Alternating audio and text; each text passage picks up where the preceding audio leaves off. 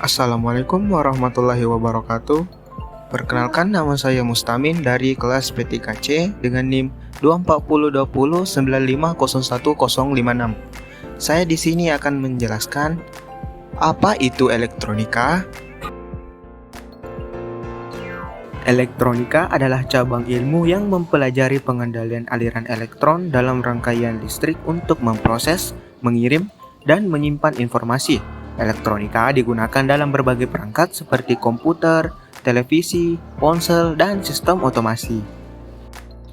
Adapun definisi elektronika dari beberapa ahli, yaitu yang pertama dari Jacob Millman, yang mengatakan elektronika adalah ilmu yang mempelajari perangkat semikonduktor dan komponen aktif lainnya dalam sistem kelistrikan dan komunikasi. Dan kedua yaitu John D. Rader, yang mengatakan elektronika adalah cabang ilmu teknik yang membahas tentang desain, analisis, dan penggunaan rangkaian listrik yang berisi komponen aktif dan pasif untuk berbagai aplikasi. Dan ketiga, ada dari Albert Paul Malvino, yang mengatakan elektronika adalah cabang ilmu fisika yang berfokus pada studi, perancangan, dan penggunaan perangkat yang bekerja dengan arus listrik kecil. Dan yang keempat dari Vladimir K. Zworykin, yang mengatakan elektronika adalah bidang ilmu yang berkaitan dengan pengembangan dan penerapan perangkat berbasis tabung vakum serta semikonduktor dalam berbagai sistem elektronik.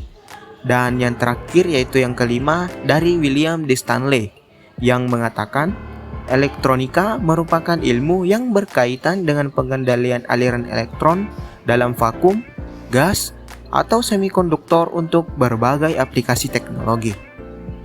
Selanjutnya, kita masuk ke perkembangan teknologi elektronika, yaitu yang pertama era tabung vakum di 1900-an dan 1940-an. Yaitu pada awal abad ke-20, teknologi elektronika masih menggunakan tabung vakum yang digunakan dalam radio, televisi, dan komputer generasi pertama. Namun, tabung vakum berukuran besar, mudah panas, dan boros energi. Selanjutnya yaitu penemuan transistor di 1947. Nah, pada tahun 1947, para ilmuwan dari Bell Labs menemukan transistor yang menggantikan tabung vakum. Transistor membuat perangkat lebih kecil, hemat daya, dan lebih andal, membuka jalan bagi komputer yang lebih praktis.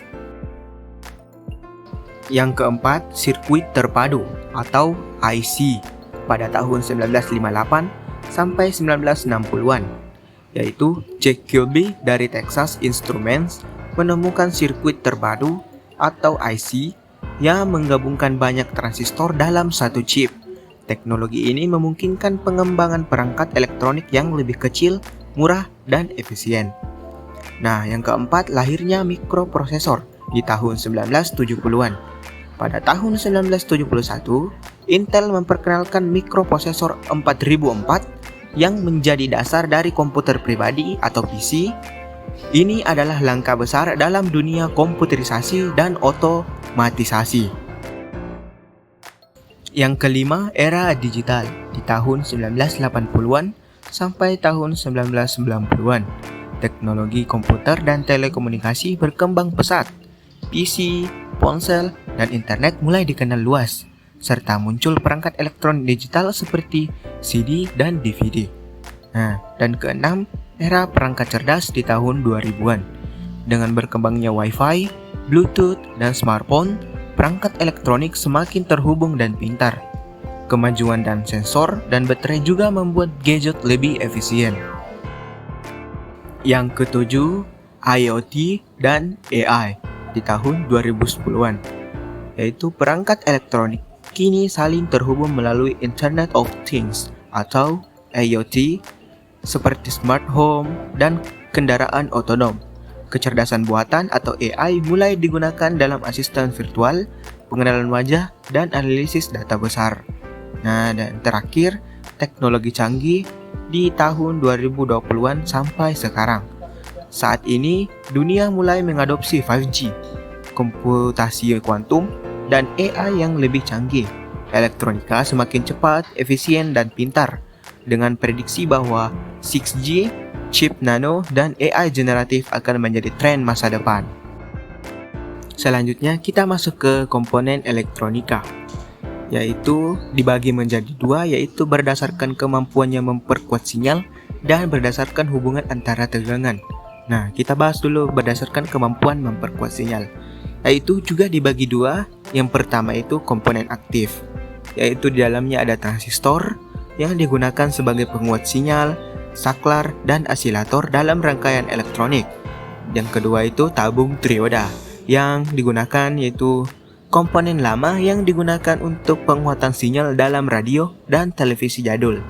Nah, yang kedua komponen pasif, yaitu resistor, menghambat arus listrik untuk mengatur tegangan dalam suatu rangkaian. Dan selanjutnya kapasitor, yaitu menyimpan dan melepaskan energi listrik seiring digunakan dalam filter sinyal. Nah, dan terakhir yaitu induktor, menyimpan energi dalam bentuk medan magnet dan digunakan dalam rangkaian asilasi dan filter sinyal. Selanjutnya berdasarkan hubungan antara tegangan, yang juga dibagi menjadi dua, yaitu yang pertama komponen linear, yaitu resistor memiliki nilai hambatan tetap yang mengatur arus sesuai hukum Ohm. Kedua, kapasitor menyimpan energi listrik dan bekerja secara linear terhadap perubahan tegangan. Dan terakhir, induktor menyimpan energi dalam bentuk medan magnet dan merespon perubahan arus secara linear. Ya, dan yang kedua, komponen non-linear, yaitu tabung trioda, hanya mengalirkan arus listrik dalam satu arah sehingga tidak mengikuti hukum Ohm secara linear. Dan terakhir, transistor memiliki karakteristik non-linear karena bekerja sebagai penguat atau saklar tergantung arus basisnya. Berikut adalah gambar dari komponen elektronika, yaitu ada tabung trioda, ada transistor, ada resistor, ada induktor, dan ada kapasitor. Selanjutnya kita masuk ke bidang elektronika, yaitu yang pertama bidang instrumentasi dan kontrol, yaitu bidang yang berfokus pada pengukuran, pemantauan, dan pengendalian sistem atau proses industri menggunakan sensor, aktuator, dan sistem kendali otomasi seperti PLC dan SCADA. Nah, yang kedua bidang telekomunikasi, yaitu bidang yang berkaitan dengan transmisi, penerimaan, dan pengolahan data dalam bentuk suara, gambar, dan sinyal digital melalui berbagai media seperti gelombang radio, serat optik, dan satelit. Dan ketiga, bidang elektronika konsumer, yaitu bidang yang berhubungan dengan pengembangan perangkat elektronik dan untuk penggunaan sehari-hari oleh konsumen seperti televisi, smartphone, laptop, dan peralatan rumah tangga pintar. Dan terakhir, bidang elektronika kuantum, yaitu bidang yang mempelajari prinsip mekanika kuantum dalam pengembangan perangkat elektronik untuk meningkatkan kecepatan dan efisiensi komputasi, seperti komputer kuantum dan sensor kuantum. Selanjutnya kita masuk ke sistem analog dan digital, yaitu yang pertama sistem analog.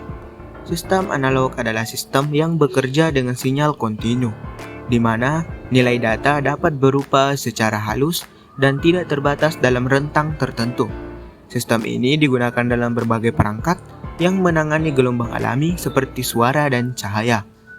Dan selanjutnya sistem digital, yaitu sistem digital adalah sistem yang bekerja dengan sinyal distrik dalam bentuk biner, yaitu 0 dan 1, yang memungkinkan pemrosesan data lebih akurat dan tahan terhadap gangguan. Sistem ini banyak digunakan dalam komputer, komunikasi digital, dan perangkat elektronik modern. Dan berikut adalah rangkuman dari materi seputar ruang lingkup elektronika yang kita bahas tadi. Itulah yang bisa saya sampaikan.